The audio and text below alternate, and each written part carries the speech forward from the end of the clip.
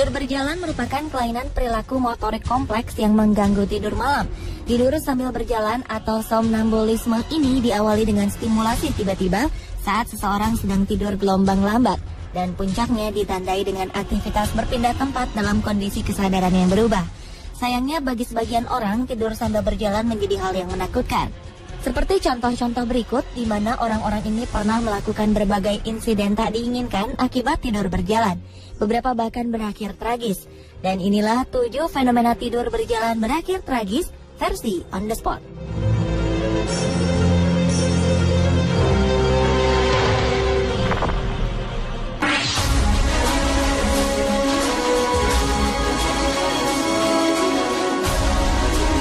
Kasus tidur berjalan pertama paling terkenal menimpa Kenneth Parks. Masalah pria asal dari Kanada ini berawal ketika usianya beranjak 20 tahun. Kenneth menderita insomnia setelah ia kehilangan pekerjaan dan mempunyai hutang. Kisah sedihnya ini ternyata memicu kisah tidur berjalannya. Pada 23 Mei 1987, Kenneth Parks tiba-tiba tidur sambil berjalan. Mengherankannya, pria ini bahkan dapat menyetir sejauh 23 km ke rumah mertuanya. Saat itu, Kenneth Parks membunuh ayah mertuanya dan juga melukai ibu mertuanya dalam keadaan tidak sadar. Tragisnya, kisah ini membuat Kenneth merasa sangat bersalah ketika tersadar dan langsung menyerahkan dirinya ke kantor polisi. Setahun kemudian, Kenneth dinyatakan tak bersalah dan ia dibebaskan dari hukuman karena terbukti melakukan tindakan itu di bawah alam sadarnya. Setelah kejadian tragisnya ini, hubungannya dengan sang istri dan ibu mertua tetap terjaga dengan baik.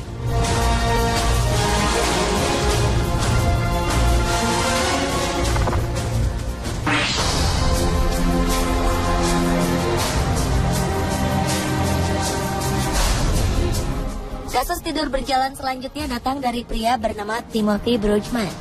Pria ini diketahui tidak pernah mempunyai riwayat tidur berjalan selama hidupnya. Namun, ia diketahui menderita insomnia cukup mengerikan selama bertahun-tahun tanpa diketahui sebabnya. Oleh karena itu, Timothy memeriksakan keadaan insomnianya ini ke dokter. Dokter memberikan Timothy pil tidur agar membantunya terlelap. Namun ketika Timothy mengkonsumsi pil ini, ia mengalami kecelakaan karena terlelap ketika menyetir.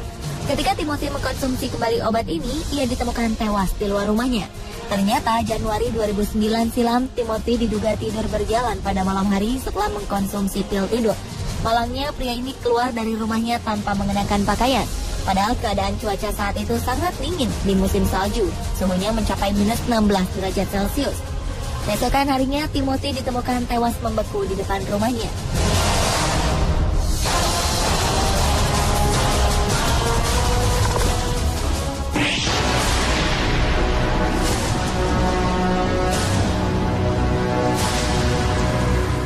Perempuan asal dari Cheshire, Inggris ini harus merelakan badannya menjadi melar di bawah alam sadarnya. Leslie kisah kerap makan dalam keadaan tidur. Tentu saja hal ini membuat berat badan perempuan berusia 55 tahun ini naik. Pada malam hari, tanpa sadar, Leslie melakukan aksi mengerikan di dapur. Perempuan ini memasak dengan menggunakan oven dan gas sambil tertidur. Tak hanya memasak, tiap malam Leslie juga mengkonsumsi lebih dari 2.500 kalori. Hal ini membuat Leslie Kisak akhirnya berkonsultasi kepada dokter karena berat badannya naik drastis tanpa ia sadari. Ketika diteliti, ternyata tak hanya bahan makanan saja yang ia konsumsi. Pada saat tidur berjalan, Leslie terkadang memakan sesuatu yang bukan untuk dikonsumsi. Pelembab badan adalah salah satu contohnya. Bahan berbahaya lain seperti cat dan deterjen juga dikonsumsi oleh perempuan ini. Untuk mengatasi masalah ini, Leslie menjalani terapi. Alarm disiapkan untuk membangunkannya jika ia membuka pintu.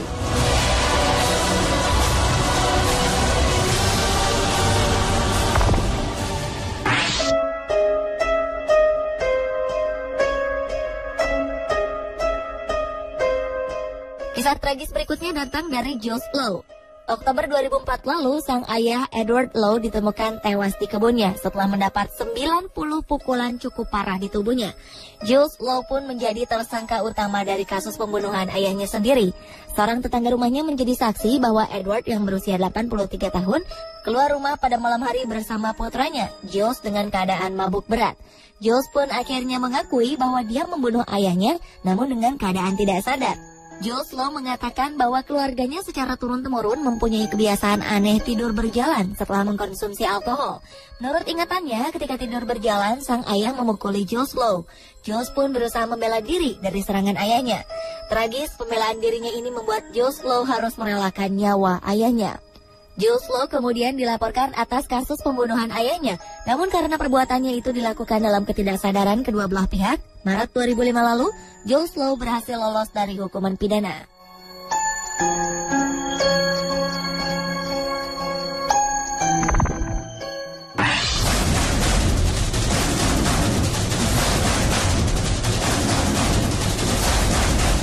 Selama bertahun-tahun, James Curran telah terbiasa dengan kebiasaan anehnya tidur sambil berjalan. Namun pada 1998 ketika usianya menginjak 77 tahun, James tidur berjalan menggunakan tongkatnya keluar dari rumah menuju danau di dekat rumah. James terkejut ketika ia terbangun lantaran tubuhnya sudah terendam di dalam danau. Tak hanya itu, James juga dikelilingi oleh buaya di dalam danau. James berusaha untuk tetap tenang dan mencoba meminta bantuan dengan cara berteriak meminta pertolongan. Syukurnya, tongkat yang ia bawa pada saat tidur berjalan ternyata bermanfaat untuk menjaganya dari terkaman buaya-buaya di sekitarnya.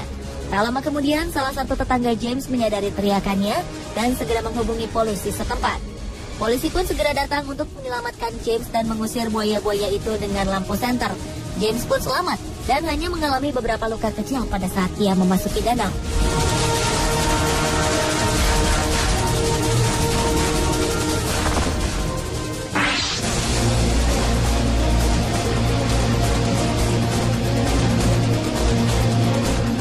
Meninggalnya André Monnier belum bisa terpecahkan di Perancis pada abad ke-19 menyebabkan detektif terkenal dipercayai untuk mengusut kasus pembunuhan ini. Detektif Robert Ledru diminta datang untuk memecahkan kasus ini. Namun setelah melakukan penelitian, alangkah terkejutnya sang detektif ketika ia menyadari bahwa pelaku pembunuhan telah menembakkan peluru ke jari kakinya. Dan betapa khawatirnya sang detektif ketika mengetahui karena ketika ia terbangun dari tidurnya, ia menemukan jari kakinya terluka dan isi peluru pada senjatanya berkurang. Mengetahui dan bukti fakta dari kasus ini, akhirnya ia menyerahkan diri kepada polisi. Namun karena polisi mengetahui kasus pembunuhan ini terjadi di bawah alam sadar sang detektif, Ledru pun tidak ditahan. Ia hanya diasingkan keluar kota.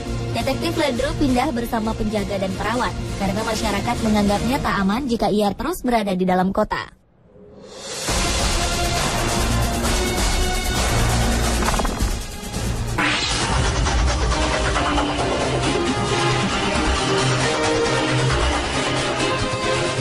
Ternyata tak hanya orang dewasa saja yang dapat tidur berjalan, namun fenomena tidur berjalan juga dapat terjadi pada anak-anak. Diketahui persentase dari kebiasaan tidur berjalan pada anak-anak bahkan lebih tinggi dari orang dewasa. 17% dari anak kecil berumur 4-8 tahun dinyatakan pernah mengalami tidur berjalan walaupun hanya sekali. Kejadian ini terjadi pada bocah laki-laki bernama Stuart Miller. September 1993, bocah berumur 8 tahun ini mengalami tidur berjalan. Ia bangun dari tempat tidurnya menuju jendela untuk keluar dari jendela tersebut. Naas, bocah ini terjatuh dari rumahnya yang terletak di lantai 4. Tak lama setelah kejadian ini, nyawanya berhasil diselamatkan. Sayangnya, kejadian ini membuat Stuart menjadi lumpuh dan harus duduk di kursi roda. Ketika mendengar kejadian ini, pihak pengadilan segera memerintahkan apartemen tempat Stuart tinggal mengganti jendela rumah mereka dan memberikan Stuart uang ganti rugi sebesar $2 juta Amerika atau senilai 23 miliar rupiah.